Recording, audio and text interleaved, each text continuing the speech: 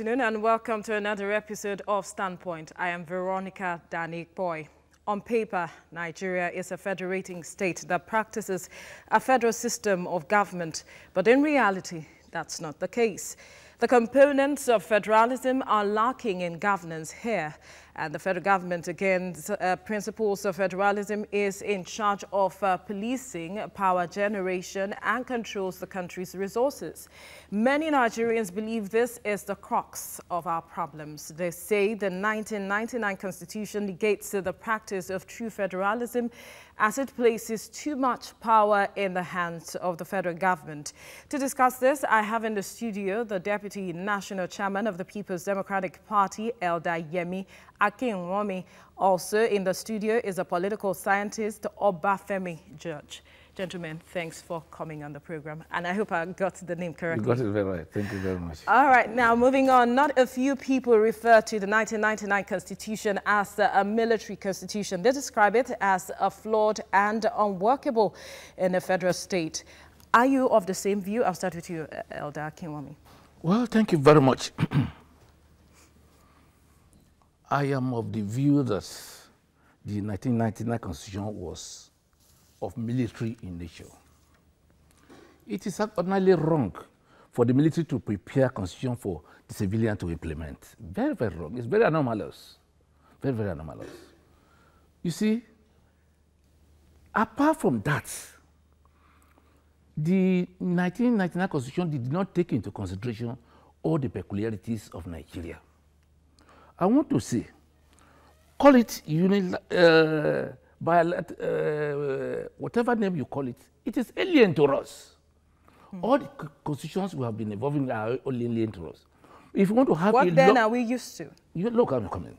For us to have a long-lasting democracy, a sustained democracy, we must evolve a system that is in line with our culture, our tradition. For example, let me give you one example. Today, it's adjudged that June 12 election was the best in Nigeria. It's a consensus opinion in Nigeria all over that it is the best. Why was it the best? It was the best because processes leading to June 12 were Nigeria in nature. Highlight these processes to us. Oh, I will. They are completely Nigerian. It was option A4. There's no literature in the Euro in the world where you can get option A4. Option A4 was completely Nigerian. What is option A4? Option A4, it does not require ballot box. It does not require ballot paper. It does not require secret voting or otherwise open ballot system. It requires you just queuing up, me, I queue, you can't. And remember of pre-colonial Nigeria, before colonial Nigeria, yes, there used to be elections. It was through counting. People used to elect their emirs, their balets, their KPACs through option A4, which we call option A4 in this our own time. They were assembled in the marketplace, any place at the central. And then they would line up. Who is this one you want? You queue behind him. Is this one you want? You keep him. I don't can't. Then the advantage of it is that it will be clear to everybody there that the winner emerged. Everybody would know that this is the person that has emerged. This one has not emerged. There's no, the result will be declared immediately. It will not take 10 hours before it will be transmitted. It will not require going from one place to another. For example, presidential election, it has to be announced at Abuja. Election that was held in Atlantic Ocean here. It may take a week before it will be announced in Abuja, declared in Abuja. In the process of that 1 week, many things will happen. So, in option A4, the result will be declared instantly. So that was, and it was brought to us, Nigeria, by Professor Humphrey Nwosu that time. So it was because that process was completely Nigerian that we were able to have that credible election. But when you're talking of this constitution provision, most of them are alien to us. But did we have the political will to sustain that option or that system that we had at the time? Yes, we have. If you see the pros and cons of that option, in the academia, they have analyzed the pros and cons. You will discover that the advantages of it outweigh the disadvantages. The few advantages you have is that it will differentiate some civil servants. Of course. You don't want to come out to be counted at voting. But in the real sense of it, in the real election we conduct today, in the open ballot, in the secret balloting election we have to do the civil servant vote? They don't vote up to today. Highly placed Nigerians, do they vote? Some do. Most of the elections are held in the period of rainy season, either rainy season or dry season, when the weather will be very hot. They cannot withstand the rigor of the election. You see most of them voting. The people voting is the youths and the women, essentially. You see, downtrodden masses Nigerians are voting, essentially. So why do we worry ourselves about people that no matter the system you evolve, they will never participate? So that is why I mean, as a person, if you want me to recommend, I would say, let us go back to pre-independence, pre-colonial Nigeria and borrow a leave. All of us were used to it, and that would make a better thing for us. And you think Nigerians will be satisfied with that? All right, let me come to you now, Babafemi George. Since new constitutions have been drafted in quick successions, and it doesn't seem to satisfy Nigerians from what the elder has said, and obviously, looking at it, it's not really about our constitution. It's not. One really wants to know: is it about the constitution or about the process leading to the emergence of whoever comes up as either the president or whoever comes into power? If you pick up the 1999 Constitution, the first sentence there says, the military government of Nigeria hereby decrees. That is the first statement in our Constitution today as it speaks. The military cannot decree for us how to live. Is that a challenge? It is a challenge because, you see, the Constitution is what creates the soul of a nation. And the soul of a nation is created when the people come together, they sit at a table like this and decide this is how we want to cohabit. But people have sat at several times. No, if you look at our history, the only time we're able to do that was just before independence. The 1922 Constitution was handed down to us by the British. If you look at that up until independence, it's the same thing. The only time that we're able to do that was before independence, where our founding fathers sat down and agreed, this is how we want to live when you give us independence. And that was why, if you look at our history, that was the time that, you know what, Nigeria developed. That was when things moved. From that time up until now, the military have been the one teleguiding us. Where then do you put the 2014 confab? If that was given a chance, probably that could have addressed some ailment in our Constitution. But it wasn't given a chance. It was politicized. How?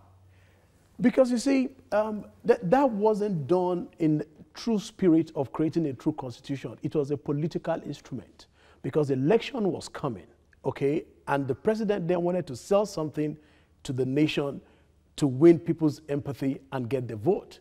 If it was sincere, if it was honest, Nigerians could have come to the table and agreed that, you know what, we would need to make a change. For as long as we keep living by this 1999 Constitution, it's what I call creative dysfunctionalism. It's never going to stand. You're building a table on 3 feet. We will keep wobbling and wobbling. It's not going to work. It is not working. Do you argue with him that the confab report of 2014 was born out of selfish reasons, so to speak, because there was an election coming? Because people were given the opportunity to air what their views were as to how what they felt should be changed and done. My dear sister, I disagree with you completely. Absolutely. You see, the problem of Nigeria is a lack of continuity, particularly when power changes from one party to another. It's one of the areas we need to address critically in Nigeria. That whatever the program you have, no matter how good it may be, the moment the party changes at election, it will be rubbished. I have many instances to give you here about this here. For example, in Ogun State, most of the quarter of the legacies of the Governor Daniel they have been destroyed today. Governor Daniel, I'm telling you, as a practitioner, even if we are very good, we are laudable because we are not in the same party, it is that thing that is the problem we have with 2014 confab. Every sector of Nigeria was represented there. Whether just before election or long before election, it was the first time people really came together to agree on points on how to move Nigeria forward. To move Nigeria forward. But why is it not? Well, it was not a jettison because it was organized by PDP government. Today we have APC government in power. And that is not good for our democracy. We have to allow continuity in every aspect of Nigeria, in every aspect of our governance, for us to get to the promised land. How do we do away with all of the sentiments and biases when it comes to religion or partisanship and all of it? It remains desirable. Okay, for example, Lagos State here. The seemingly advantages we have in Lagos today, it is because the government of Lagos has always been moving from one party to the same party all through. The moment it changes, you see dramatic change in Lagos State. But one party cannot retain that seat, as you know. Yes, that is part of the immaturity of our political system. That is part of the immaturity of our political system. That you have to build upon what you have met on ground, not for you to destroy it. So, from what he has said, our political system is not really allowing for the growth of our systems, a federal system, so to speak. Do you share the same view? My opinion, if I take a cue from what he said, we've had instances in Nigeria whereby a successive government took over government from the same political party and jettisoned all the things that the previous president or governor was doing. And I'll give you an example. In 2007, when President Yar'Adua took over from President Obasanjo, virtually all the good works that President Obasanjo started were jettisoned by President Yar'Adua. An example, I'll tell you, before Obasanjo left, he privatized the Kaduna refinery. Before he left, he put in motion to reconstruct our power sector. When Yar'Adua came, he canceled those contracts. Up till today, those badges that were imported are still lying down at the port. So it doesn't necessarily mean that the advantages we're enjoying in Lagos is because it's been the same political party. Not at all. It's because that successive governors have been matured enough. And that is what I preach, that you know what, we need to move away. If Nigeria is going to make progress, we need to move away from partisan politics. We need to see Nigeria as the project. We need to see our nation and say, this is where we are going to as a people. When the people agree, and that is communicated to leadership, when a new leader comes in, irrespective of the political platform on which he or she has come into power, he knows this is what the people want, and he will stick by it. And that's the conversation I want us to be having now there. If we want power, let's stick with it. If we want good roads, it doesn't matter who wins an election. People must begin to take ownership. We shouldn't, you know what we're suffering from? This cultural idea that if you're a ruler as a king, then I cannot question you. You're autocratic, like we say in Yoruba land, that a king is a god. That doesn't happen in politics. Whatever you occupy a political office, it's collective delegated power from the people. So you are answerable to us as a leader. So we must have that mentality, and that's where the media comes in to educate people. And when I was running for local government chairmanship last year, and I began to, talk to people to say, you know what, do you even know the local government where you live? Some people don't even know. They don't even know the local government chairman. And therein lies the problem, because there's a disconnect between governance and the people. There's a lacuna between the governed and the led. Until we bridge that and people take ownership of governance, we're never going to move forward. How do we bridge that? By informing people, by educating people. People must know their rights and they must know their responsibilities. They must know that they can question leaders. They must know that they can call leaders to order. They must know that the vision of the leader is not just about the leader, it's about them. So if he's going off tangent, they should be able to call him back to order. That is what deepens democracy. It doesn't just end, when you cast your ballot, then you go home. Then something is not working, they will criticize and will pontificate and will vilify whoever is in power. Not at all. It's not a 4-year thing. It's a lifelong process that happens on a daily basis. That a country that has mature democracy, that's how they got there. And we need to change our people's way of thinking. But these discussions have been going on for a long time, maturing our democracy, ensuring that we really practice the democracy as it should be. So these discussions and educating people, I don't think it's a thing of today. It is something that has been going on. But then, people have said that Nigerians are laid back and are not seeming to want to take responsibility of who they are and take their place when it comes to politics. Do you share the same view? Well, I don't believe that. I don't believe that because the problem is in our leaders, the hand of our leaders. The leadership has a lot of problems. Most of the atrocities that is being committed that are drawing us back as a federated Nigeria, they are caused by the leaders. They are caused by the leaders. That is why you find that an average Nigeria, except few days that are just, they don't have interest in the electoral process. If you see, the other assumption is that we are about 200 million now in Nigeria.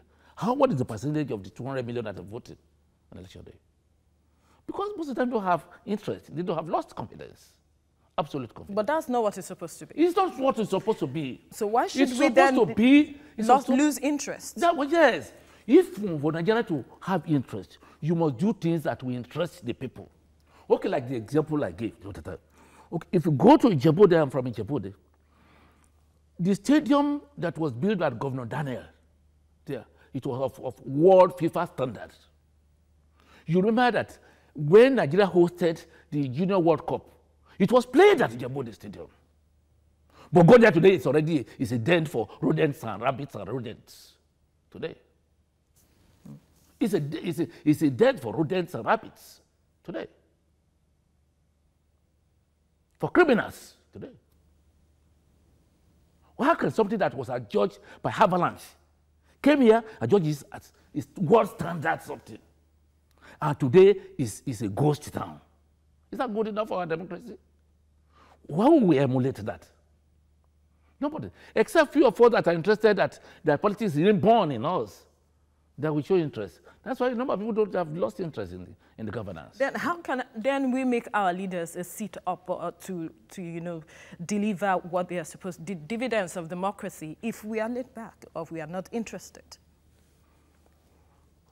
Part of what we do is what we're doing here. We have to talk. All of us have to talk. Women, children, the youth have to talk. The women have to stand up and talk. The media houses have to talk. All of us have to talk. Then again, another thing discouraging the people is lack of promise kept. You make a promise, you have to fulfill the promise. It's uncivilized for you to make a promise and you don't fulfill it.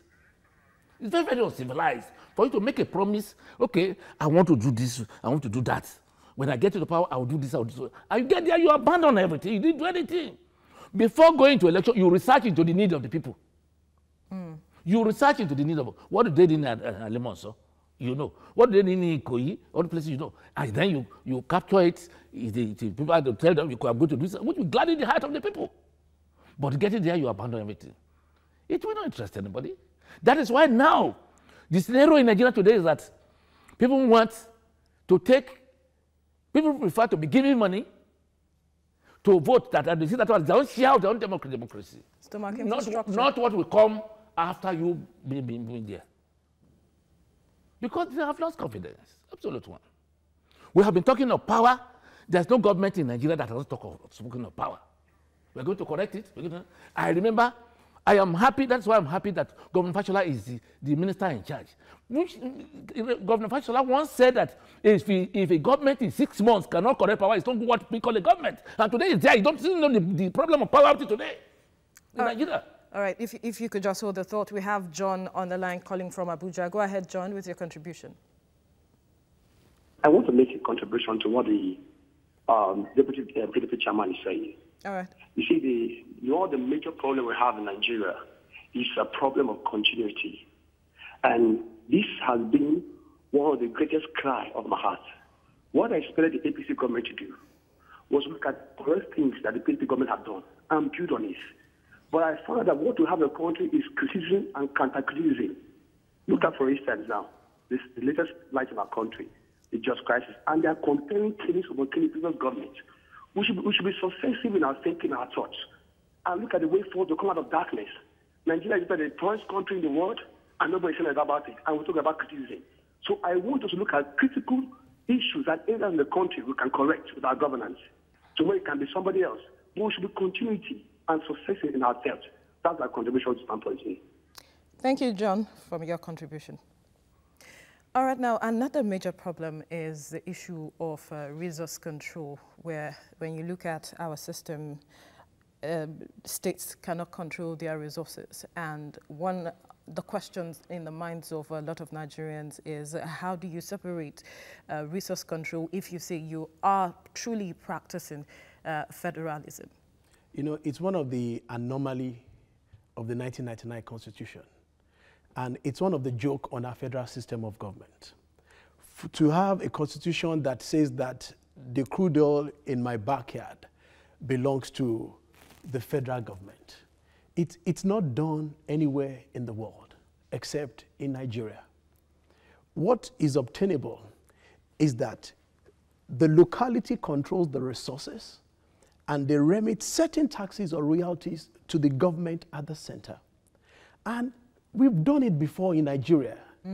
When the days of Chief Awolowo, whatever he did in Western region, he did from the proceeds of cocoa. Same thing by Nnamdi Azikiwe. Same thing by Tafawa Balewa Ahmadu Bello in the north. We need to go back to the foundation and look at how we did it then and made us to have progress and go back to that. Because you see, for as long, I'll give an example of Lagos State. As at last year, Lagos State generates almost 50% of the entire VAT of this nation. Almost 50%. Company income tax, almost 90% comes from Lagos State alone out of 36 states. Now, how do you want to justify that? And you see, you cannot build a great nation if there's no equity. You can't build a great nation if there's no sense of justice. That is what builds patriotism. That is what makes the people at the peripheral to be committed to the center. But for as long as you take resources from point A and you share, point A will always believe that they are being shortchanged. And that is the cry of the Niger Delta people, to say that you cannot be taking crude oil from here. We cannot fish, we cannot farm, and you are taking that and you're sharing. They're not even saying don't share. They're simply saying, let us have a lion's share. We are bearing the brunt. I'm a Lagosian. I can speak for Lagos State. Look at the level of infrastructure decay we have in Lagos State. This year's budget is over $1 trillion, but that is just a drop in the ocean. If you compare that with economic activity that goes on in Lagos State that generates that volume of VAT, Lagos State should be getting more. The accident that happened on our roads, what happened about 2 days ago on that road, it is poor infrastructure. By now, this road should be like a 6-lane road, but the state cannot finance that. But if you give enough income back to the point where you are generating such, then at the end of the day, it's a business decision.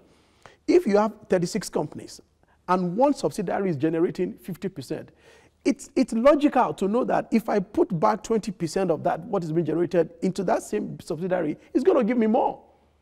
And that's how I want our National Assembly to begin to look at things. There's no reason cutting down the budget. The president said, I want to spend XYZ amount of money on Lagos-Ibadan Express Road, the busiest express road in sub-Saharan Africa. And get what the Senate did. They cut part of that money for selfish reasons. You are now sharing the money, building VIP toilets in Maduguri constitutional project. What has that got to do? Forgetting that what comes from this express road is what feeds the entire nation. It's a major artery road that powers our economy. And those are the kind of, that's how we should begin to look at things. The argument about resource control, it is political in nature, but they should look at the economic benefit of it. When they look at that at the Naira and Kobo, that's where we can begin to make progress. And people shouldn't be short-sighted to feel that, oh, crude oil, anyway, the next 5-10 years, it's going to be $1 or $2 per barrel, because guess what? All those Western nations that consumes crude oil through petrol or what have you, they are coming up with clean energy. Germany said that by 2030, they're not going to be selling cars that runs on fuel. So guess what? Nobody's going to be buying our crude oil. So we need to start thinking that there's no future in crude oil. I love what the present government is doing. I mean, investing in agriculture, making sure that our dependence on oil is that reduced. Enough? Is that enough? But the journey has started. It's not going to happen one day, but it's a step in the right direction. A step in the right direction. Is that what it is for you? Well, let me say I will agree with him. I agree with him that if you take Nigeria as an entity, the 6 geopolitical divisions of Nigeria, you will see whether you like it or don't like it, the Southwest has some advantages. Why? One, because of the nearness to the coast here. That Western education came from the Atlantic from this axis to other parts of Nigeria. The same thing, Christianity, the same other things. The second reason why we have advantage was the effort of our Baba late Obafemi Awolowo. He was able to achieve what he achieved because he had control over the resources within the Western region. Absolutely. Absolutely. Absolutely. What were the resources that time? It was essentially cocoa now and other agricultural products. They had 100% control over them. That was why he started free education in 1955. The cumulative advantage of Western education that is what will make Southwest now more literate than other zones, political zones of Nigeria. That is just the simple answer. But he was able to do that at that time because of the resources at his disposal. He was able to control. I've been privileged since I became deputy national chairman to travel to transverse the entire Nigeria. If you go to the core Nigeria Delta, you will weep for an average German. You will weep for an average anybody in Nigeria Delta. Water is polluted, absolutely polluted by the multinational companies, Shell particularly. All the faunas, flora and faunas, are destroyed completely. Not all life alone, even including plants, biotic plants, everything is destroyed completely. The people don't have any other means of income. Even water to drink, it's difficult. It will interest you for you to hear that in Ijebu-Ode, where I come from, one of the major businesses in Ijebu-Ode is fish farming, catfish farming. It is sold to Niger Delta.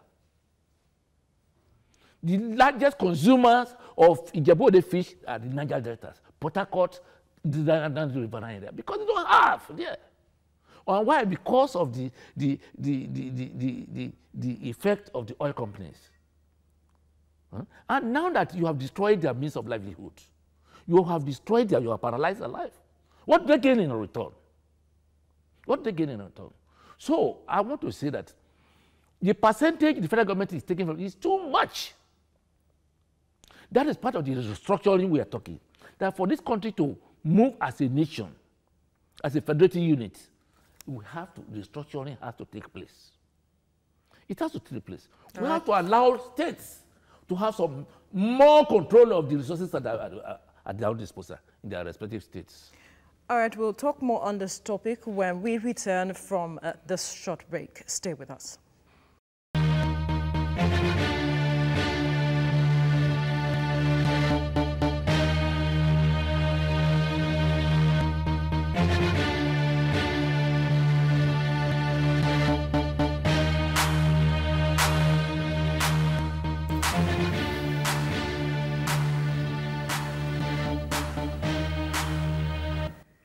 Yes, you're watching Standpoint. Before we went on the break, you were talking about the need for restructuring to take place for the system to, stand as it is. But then I'll ask you, Buddy, all of this, if talking about resource control, why is it seeming like we don't, looking at the advantages, so to speak, why is it that we are not looking in this direction? Especially the political will to look in this direction? There's one fundamental problem. And until we address it collectively, we will not be able to achieve restructuring. And I'll tell you what it is. Right now, as we speak, the southern part of the country that generates much of the revenue, based on the census, 2006 census, we're less in number in terms of population compared to the north. So, as a matter of fact, I learned that as of 3 years ago, only 3 states can survive in Nigeria without federal government allocation. Lagos, Akwa Ibom, and one other state. So therefore, if you engage restructuring right now and you begin to implement fiscal federalism, most of the northern states are disadvantaged. And you see, it's natural. I want to protect my turf. I'm not going to support a policy that's going to work against me. And that is the argument right now that is going on at the National Assembly. It will be difficult to get the National Assembly, as it is today, to pass a bill that will enforce or ensure restructuring. Because the majority of those that would vote are from the northern part of the country. And most of those states are not economically viable. And that's why I'm saying that we need to make an economic decision. Yes, they are not economically viable, but that doesn't mean they don't have the potentials to be. Of course. Virtually every state in Nigeria today is blessed. Resources. There is something even beyond natural resources. Tourism. I served in the north. I served in Niger State. I used to transverse from Niger, go to Sokoto, Kebbi, Koko, all those places, and you will see that Nigeria is beautiful. Nigeria should be a tourist haven. So there are things that we should sit down and have a plan. If it's going to be a 5-year plan or a 10-year plan, and restructure the economy of each of those zones so that when we restructure, each of those zones can be economically viable and can be independent of one another. And at the end of the day, it's to the benefit of the entire country anyway, not just a region. Because whatever we're getting from Lagos today or Niger Delta is benefiting everybody. So we should begin to look at each of those regions and see how can we harness the resources. You go to Adamawa, it's a hilly place. I'm glad that, now they're going to conclude the Mambila Power Project. We need to harness resources like that. At Adamawa, you go to Bauchi, you go to Benue. There's virtually every state you get to Nigeria, and you don't see huge potentials. Each of them alone can take us out of dependency on crude oil. And that's the conversation we need to be having. All right, now it's 6 months to another general election, and there is already so much happening in the polity. Not a few Nigerians will agree that all is not well. If the problem bedeviling the nation is the structure of governance, why didn't we restructure in the last 17 years? And is 2019 the year to get it right? The question comes to you. I don't seem to get you right. Now, that is 2019 the year we'll get it right. If for 17 years we have not been able to restructure, will we get it right in 2019? Elections are before us. So many challenges bedeviling the country. We talk about security and all of it. There's no probability that we even restructure in 2019 now. There's no probability. For example, the only probability that can make Nigeria to be restructured in 2019 is if PDP comes to power. How do you mean? Yes, I will explain. The last PDP administration organized 2014 confab. It was agreed that Nigeria should be restructured. So why didn't they do it? Wait. It was like Israel said, it was very close to the election. But they were in power for over 16 years. No, the confab was held in 2014. In 2014. They never talk about it while they were in power at the time? The confab was done 2014. The left government in May 2015. Yeah. 2015. And the confab spread over more than almost a year itself. It was initially meant for 6 months. Yes, but it was extended. It was extended. So the thinking of PDP was then that if we were able to come back to 2015, it would be implemented. But God wishes is different from man wishes. PDP is out of power. Another government is there now. The government is not interested. There's no probability that if APC wins again in 2015, that they will restructure, since they have not shown interest now. So the only thing you can probably pray for that if PDP comes to power in 2019, that because it's a project of PDP, it's a baby of PDP, that it will be done. That's the question. I'll ask that question again. When it was in power for 16 years, it didn't think about restructuring until we had a confab in 2014. Why didn't it, why didn't the PDP look at that? Because the country was also bedeviled with a lot of challenges at the time. There are challenges in Nigeria from the day Nigeria was established. But you will find that the challenges calling for restructuring today is more than before. Far, far more than before. What are they? Wait. The challenges that necessitate the restructuring of today are more. Today, the International Amnesty International said 1,813 people have been slaughtered in this between January to date. And they said, when the lady was interviewed on television, he said those were the verifiable ones. Verifiable, meaning that there are thousands that cannot be verified. You remember that Boko Haram killing started in 2009? Well, I'm still coming. Now, that in one nation, 1,813 people have been murdered in 6 months. I remember America went to war because of 2 people of their citizens to fight a war. I just reminded you that Boko Haram the killing started in 2009, thereabout. Yes. And so, yes. So it's still the same security challenge we're still facing. No, I disagree with you absolutely. I disagree with you absolutely. Boko Haram started from the days of PDP, but the herdsmen's challenge did not come down in PDP. We used to know herdsmen as civil people with just walking stick to direct their cattle. If you could just hold the thought, we have Godwin on the line calling from Adamawa. Go ahead with your contribution. Godwin, are you there? Godwin? All right, you can go ahead. We used to know herdsmen as civil people, Nigerians, lovable people, having their cattle, moving them, directing them north-south with just their walking, with their stick to direct them. That was the natural Fulani herdsmen. But today we have political Fulani herdsmen. They are political. How? Political Fulani herdsmen now carry AK-14. What do you mean by they are political? They are political because now the present herdsmen are more sophisticated, are more equipped militarily than they used to be. Why are they equipped? Where did they get the AK-47 from? Who gave it to them? What is the motive of giving it to them? What is the motive?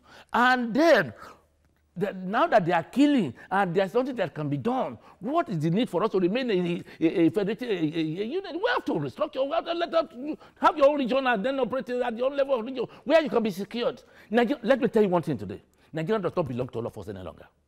How do you mean? It doesn't belong to you, and that doesn't belong to me. How do you mean? Because a country that belongs to you, you will sleep with your 2 eyes closed there. You will move freely there. You will travel from here to Maiduguri freely of any challenge. Can you do that in Nigeria today? No, you cannot. But I need you to make the political Fulani clear, because we need to, Nigerians are watching and they all need to understand what you mean by political Fulanis. Yes. Political herdsmen, I call them political herdsmen. I didn't say Fulani. Political herdsmen, what do you mean?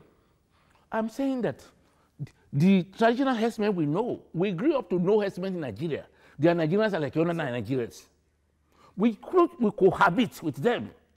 In the villages in the southwest here, you find Fulanis going about with their cattle all molested, no destruction, no problem.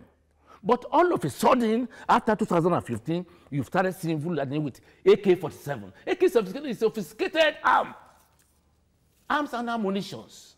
Now killing people. You started seeing agitation for dominance of land. Fulanis never agitate for dominance of land before. They never. Before 2015. They never struggled with your land, wanted to take your land over. Okay, if you read today's paper now, they said 26 of the villages in Plateau State where there was genocide last week has been renamed by the herdsmen. It's in today's paper. Has been renamed by and you want the local people to take it lightly? You want it, if it's your village, will you like it? Of course not. You will not. Of course not. You will not. So that's why we said the herdsmen we have today, that the political herdsmen, they are no more the traditional herdsmen we used to know that are just walking about with a stick. All right. Well, let's bring you in now. Are we seeming to be politicizing these issues that are beginning to stir us in the face, so to speak, stemming from what he is saying, that at the time where PDP was in power, there was none of this political herdsmen as it calls it. But then it's the lives of people that are involved. It's not about the party. First of all, to start with, my sincere condolences to Nigerians that lost their lives or that have lost their lives due to this crisis in the past couple of months or couple of years thereabout. I don't think that the life of any Nigerian is what to politicize because every single life matters. Now, there's an international dimension to what is going on. And it would be unfair for us to try to score political points on the innocent lives that have been lost. Of course. The issue of Fulani herdsmen, about 6 years ago when the Libyan crisis happened, after they took out Gaddafi and the rebels took over Libya, the arms that were given to them by the Western world to get Libya out, they weren't disarmed. And there was a security report that that could lead to instability in the Sahel-Sahara coming down towards Nigeria. As a matter of fact, they actually named about 4 countries where they are projected that what we are witnessing today was likely to happen because of the proliferation of arms as a result of the Libyan crisis.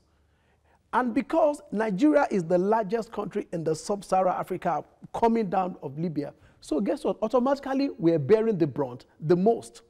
Secondly, the problem and the challenge we have in Lake Chad. The past 40 years, 80% of Lake Chad have been lost to climate change. And that is a major source of livelihood along that belt. So guess what? We are facing an issue of proliferation of arms. We're facing an issue of climate change, which now culminates in an economic issue. Having said that, that does not justify the killings that is happening across the country. And I condemn that strongly. But give credit to this government. And I'll tell you why. There is no time that that killing has happened that the president and the vice president have not come out to condemn it in strong terms. But the recent one in Jos, within 72 hours, the vice president was there to commiserate with the people. Because but people have said that it should go beyond condemnation. Yes. They have clamored for state policing. Yes. They have asked that these people should be named terrorists, but that is not happening. What you name a people, that's not what profiles the solution. If I can call this table a desk or I can call it a stool, that doesn't change what it does or the function that it serves. Okay, so naming them terrorists or naming them political Fulani headsmen, like I said, doesn't change anything. That doesn't change anything. How about state policing? But the government is considering that. That's a conversation that is ongoing. And the challenge right now is the fact that how many states can even finance their budget presently? Some states came out 2 months ago and said they can't do state police because they cannot fund it, because they're still depending on federal allocation. So it's a conversation that is ongoing, that a state that could finance state police, that it should be encouraged, I mean, to create state policing. I agree with state policing 100%, because right now I disagree with the current policing system that we have in the country. I'll give you an example. You recruit a policeman, an Ibadan man joins the Nigerian police. Then he trains in Kano. Then you post him to Bayelsa. He doesn't speak the language, he doesn't understand the culture, and yet you want him to be the police officer in Bayelsa. He's not from Bayelsa. In any federal system of government, you have the federal police, you have the state police, you have local police. You go to America, you have a county police, born and bred in that community. If today a thief comes to steal right here, by the time you call the boys on the street, they can tell you that, no, we didn't see this person or this person that we saw. That is how you strengthen a security system. So I agree 100% that we need community policing. We need not just state policing, we need local government policing. That is how you can secure a community. That's how we can secure ourselves effectively. But like I said, you have the challenge of funding. How many states can fund their current budget? If you now add the burden of policing to it, it completely makes a nonsense of the whole thing. And Lives that's of people are very important. Go ahead with what you want to say. Thank you very much. I disagree with my colleague on many premises. The first premise is this. Why did the federal government declare IPOB terrorist group? People that never slaughtered one soul. They didn't kill one person. Kanu and his people. They were declared terrorist group by the federal government of Nigeria. And these herdsmen that are killing, between now killing thousands of people, were not declared terrorist group. It means a lot if you are declared a terrorist group. It then means that you can be fought by the military. All right, if you could just hold the thought. We have Great on the line calling from Delta State. Go ahead with your contribution. Yeah, I'm calling in respect for the program that is ongoing in TV. Go ahead, go ahead. The truth of the matter is that, yes, I'm calling from Delta State, and I want to really appreciate you guys for the wonderful program you are holding there. Now, when we are talking about the issue of restructuring, we should also consider that the era we are is far different from then. Because looking at it, this is a global world, and everybody wants to do things in a digital way. Now, you will agree with me that the time of the PDP and this present time is not the same. Another thing we should know here is that one can make mistakes yesterday and take correction today. So what Nigeria actually needs, this restructuring we are talking about, Nigeria needs it for a purpose. Because why I'm really saying that is because if you look at what is going on now, you will find out that what we have seen in the past and what we are seeing now is not the same. So I think restructuring is the best. Thank you. Great for your contribution. Go ahead. I continue. Like I said, I disagree with you. Why was it possible for that government to declare IPOB terrorist group? And people that have never killed one soul, they are only just demonstrating and disrupting peace, vehicular movement. That was just what what they do. They wanted to declare their own They were threatening secession. Wait. But now people killing on daily basis. You don't declare a terrorist group. Declaring a terrorist group means a lot. It means they are wanted. The military can fight them. And the federal government doesn't want military to fight the Fulani herdsmen. They don't want that. How can you say that categorically? Wait. I'm coming. I am coming. Now, how many prosecutions have been made? How can you say that categorically? Arrests have been made. Prosecution. I'm not talking of arrest. I know it's a process. I'm talking of prosecution. They have been prosecuted. Look, this problem has started back to 2 or 3 years now. How many prosecutions have we achieved of these people killing on a daily basis? And it means what it means to kill and take a life. And no prosecution is achieved up to today. It is less than candid. High less than candid. And it's a failure on the part of the federal government of Nigeria. I must say, without any reservation, without an apology to anybody.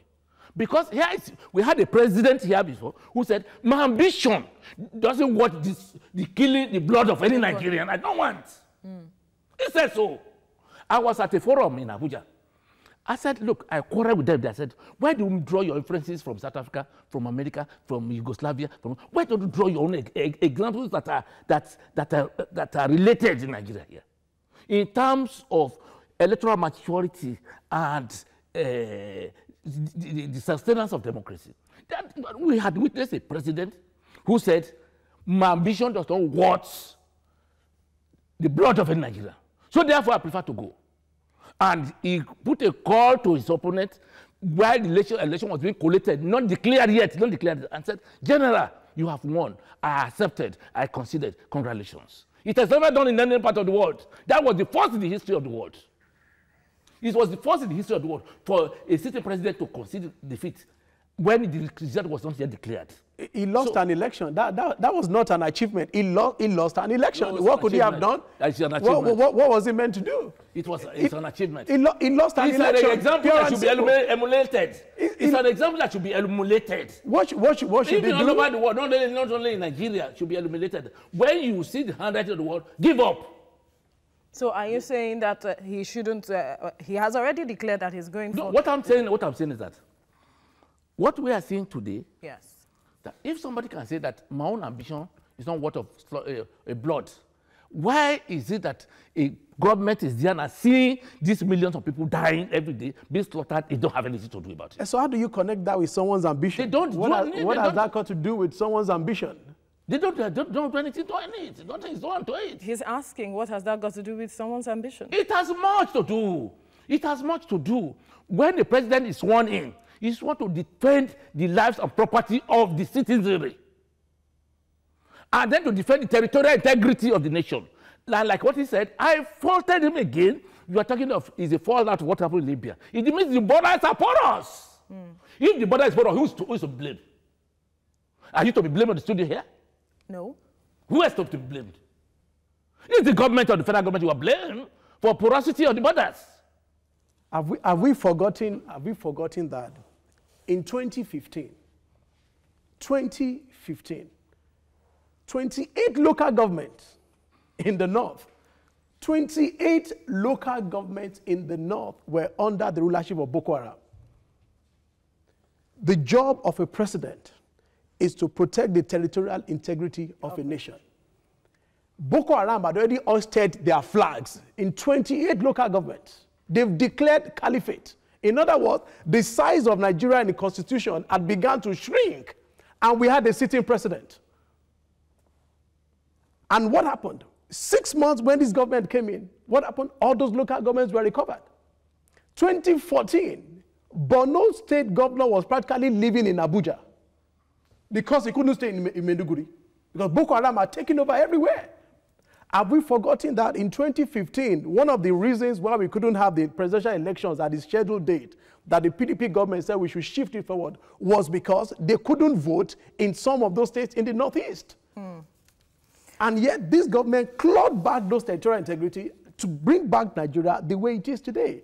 See, like I said, you need to wrap up because we're running out of time quickly. But we shouldn't politicize the loss of lives of Nigerians. All hands should be on deck and make sure that we create a country that we can be proud of, that we can bequeath to the younger generation and say that during that time, this was what we achieved. And I think, to be fair, this government is doing a lot, and we should give them kudos for that and support them so that they can create a Nigeria that all of us will be proud of. The other generations that have failed us, we are proud of our generation, and we're sure that we will get there. So how would you then evaluate? You're laughing. Let me react to what he said, that the government has done a lot. Before you react, I need to ask you this question. Let me just take him off that area. This government has done a lot. Yes, it's still about the government evaluating its 3 years that it has been in power. There's a concept to say promise made, promise kept. Has the government kept the promise they made? Let me give you in these clear terms. The government promised that by the time they take over power, they will reduce dollar to 1 naira to $1. Is it 1 naira to $1 today? 2. Wait. They didn't. No, wait. They did not. Fuel was 89 naira per barrel, per pump price when it took over. What is the pump price today? What is it today? Of course. So the price of foodstuff, the price of a bag of rice, you know what it was that time. Today, what it is today.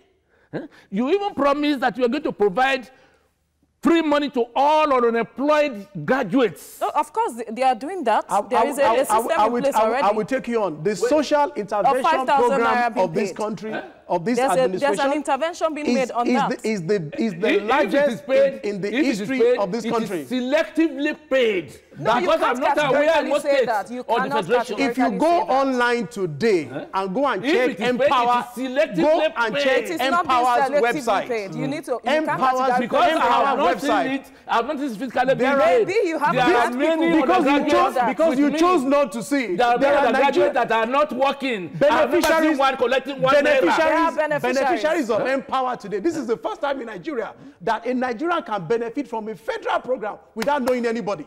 Going on the website, downloading it. They are there. Secondly, that was on during PDP. PAP. Secondly, PAP. What was the meaning of PAP? It was a political program. That's why it failed. This one is administrative program. Secondly, as a Nigerian, if you're earning 110,000 naira per month, and free food, we say you are going to give free food. No, the school feeding program is on. And your income drops to 27,000. You will go to personal recession. The school feeding program is on. Because you chose not to see it. In 24 states Why today, was it hidden? school program is going on. But you chose not to see everywhere. it. No, it's not everywhere. It's that's a media person telling you. No, we've taken it on this station, we've shown it several times. It is selectively done.